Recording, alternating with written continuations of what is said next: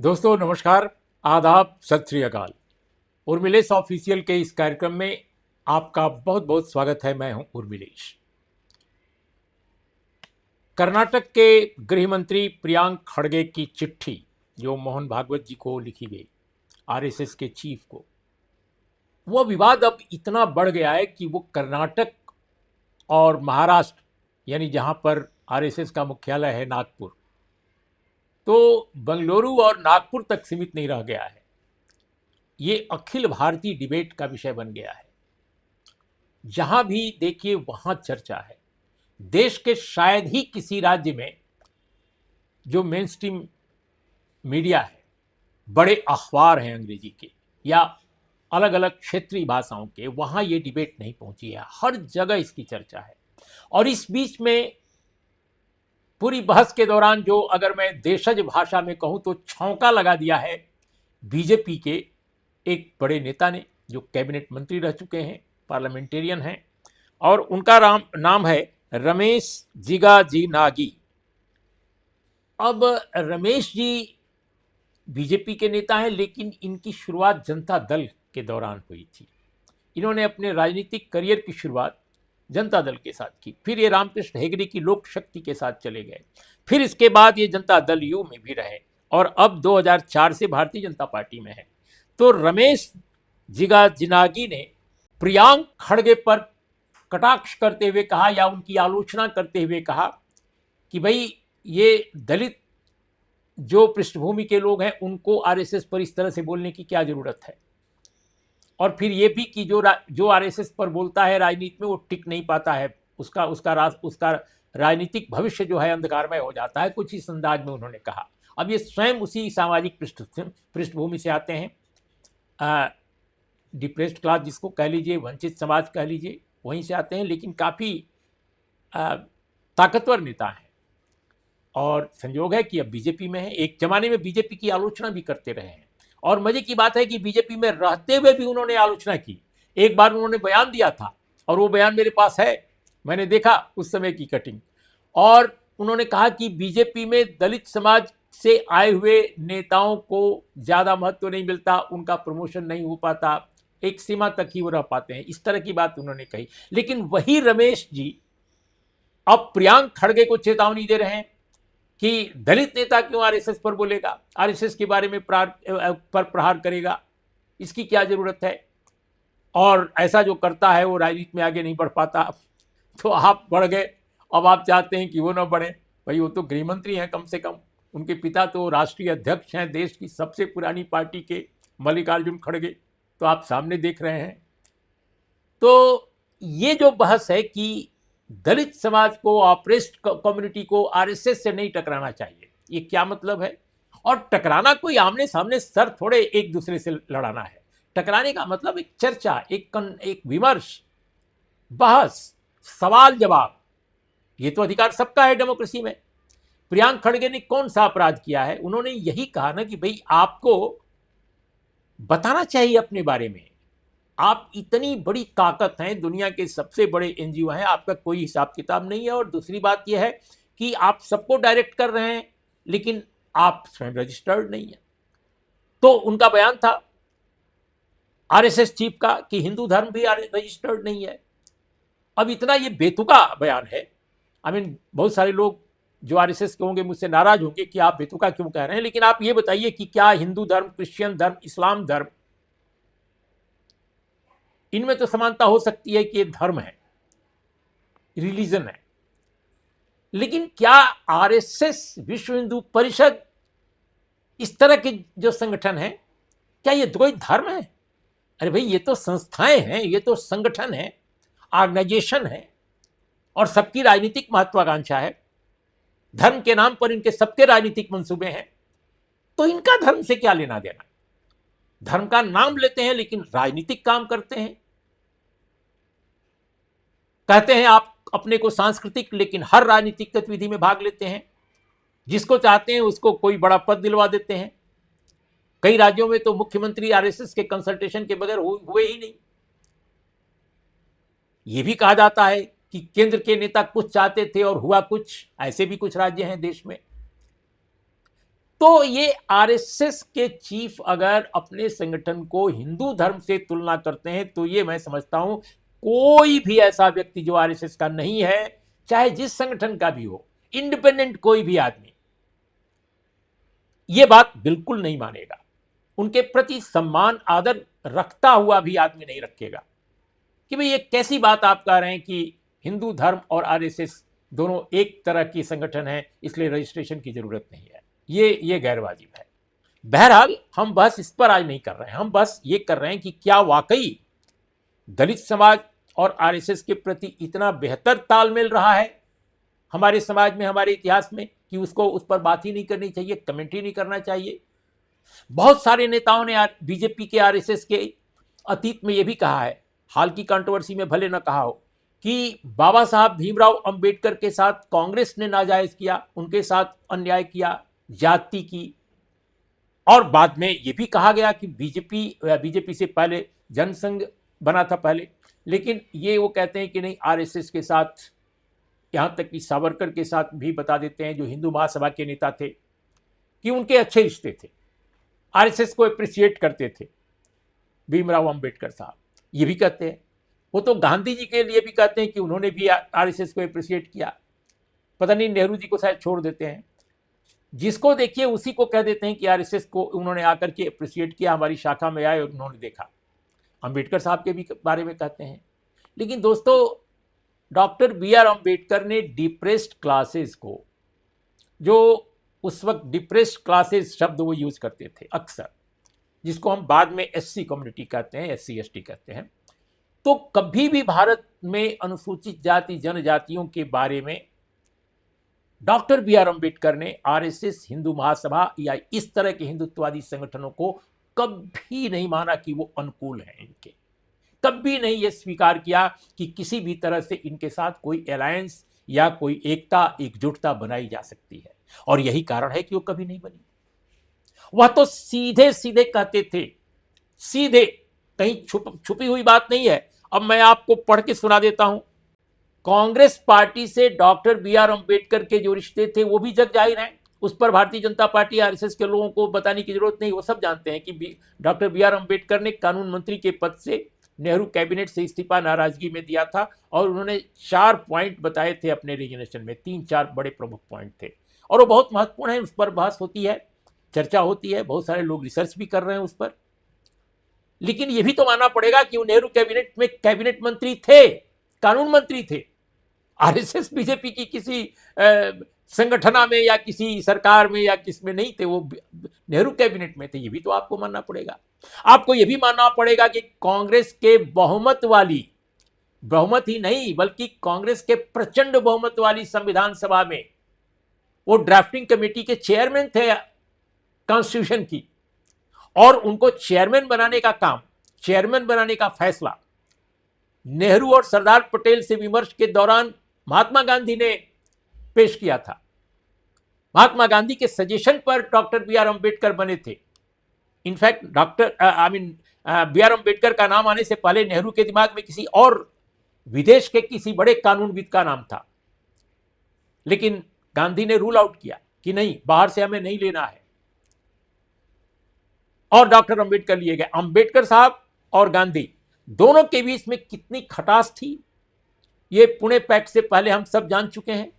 उस पुणे पैक्ट की हिस्ट्री अगर आप देखिए, यरवडा जेल में गांधी ने अनशन कर दिया था कि अलग निर्वाचक मंडल हम बर्दाश्त नहीं करेंगे, अपनी जान दे देंगे लेकिन उठेंगे नहीं। तब जाकर ये समझौता हुआ, किन किन परिस्थितियों में। उस समझौते पर एक तरफ मदन मोहन मालवीय ने हस्ताक्षर किया, दूसरी तरफ डॉक्टर बी आर अंबेडकर ने।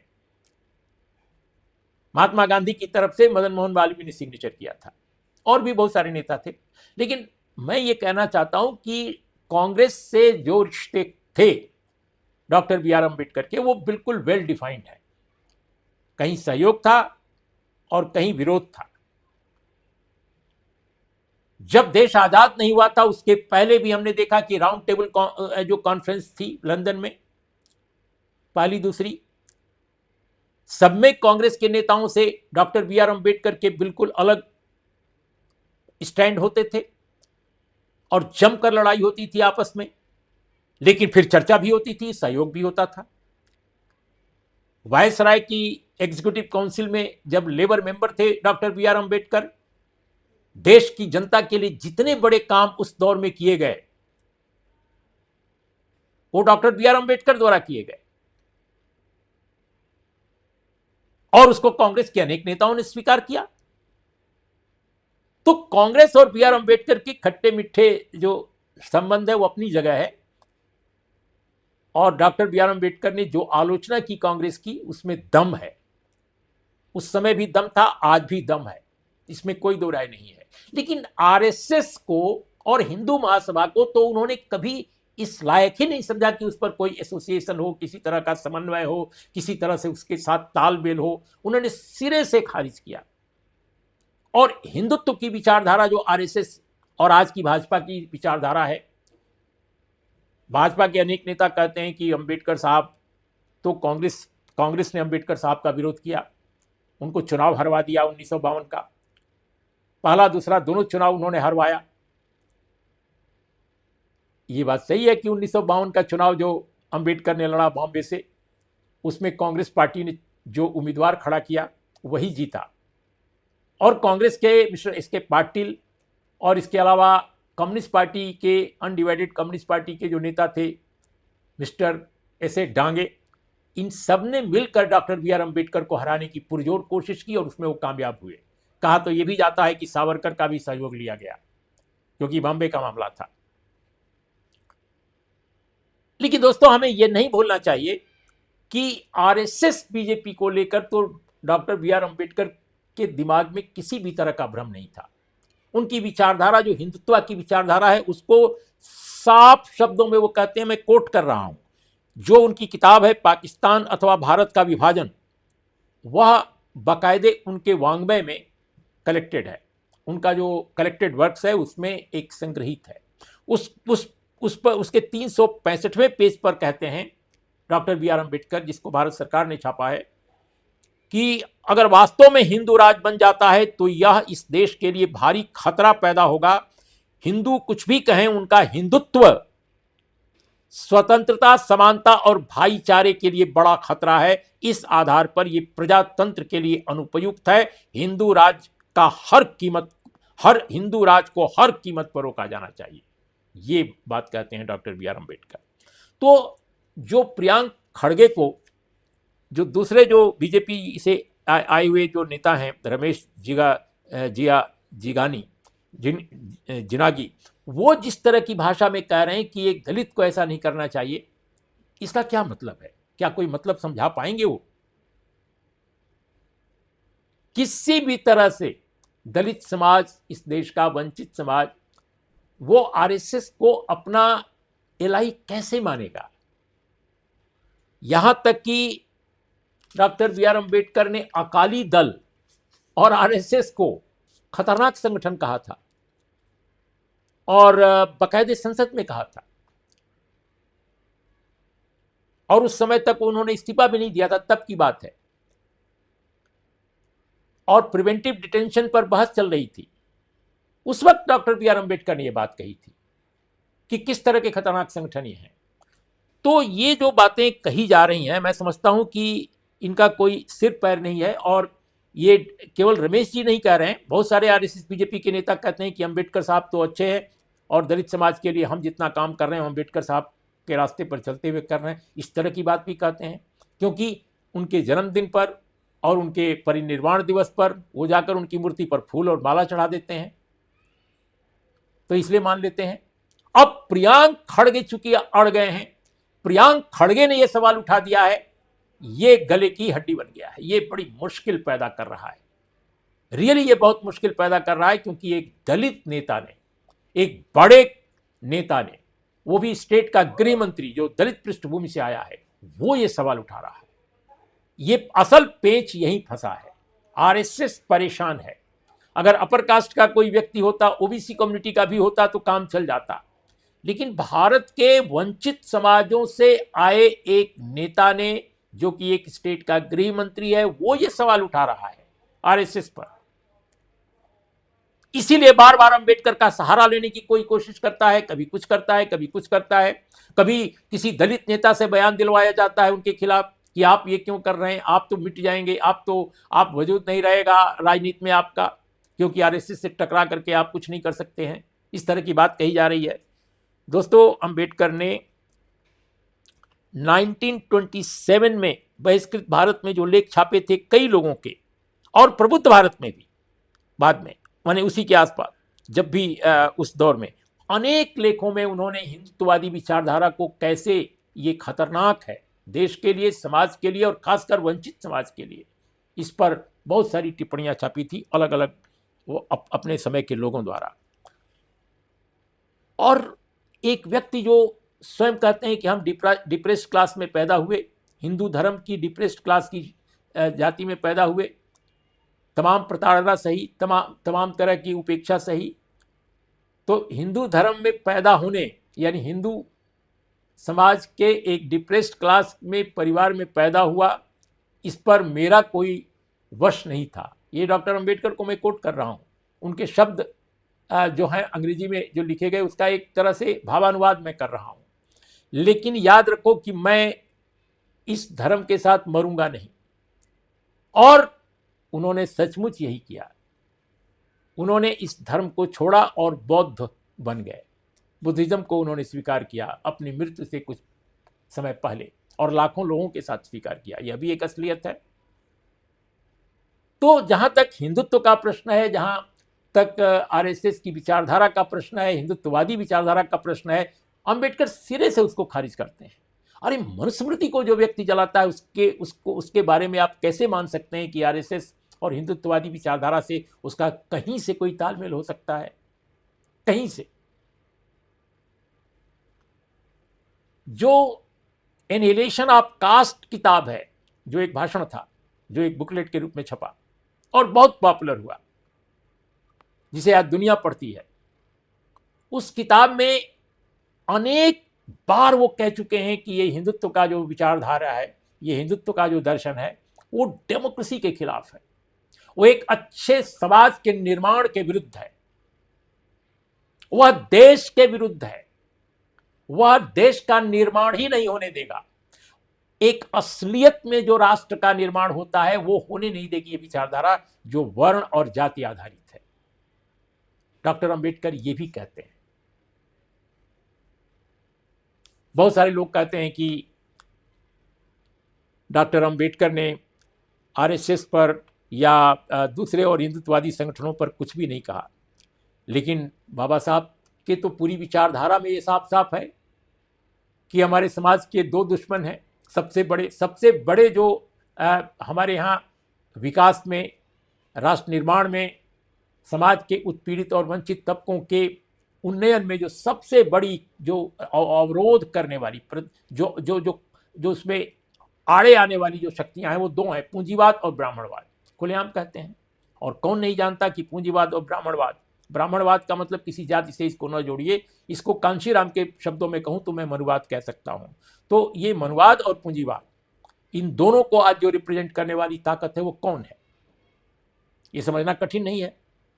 इसीलिए दोस्तों, मुझे ऐसा लगता है कि प्रियांक खड़गे ने जो सवाल खड़ा कर दिया है, एक दो बयान भले ही आरएसएस बीजेपी के बड़े नेताओं ने दिया हो, लेकिन अब कोशिश वो कर रहे हैं कि बीजेपी और आरएसएस विचारधारा से जुड़े, चाहे जिन कारणों से जुड़े लोग हों, उनकी ओर से बयान दिलवाकर प्रियांक खड़गे को डराया जाए, धमकाया जाए, पुचकारा जाए, समझाया जाए, जो चाहे वो किया जाए।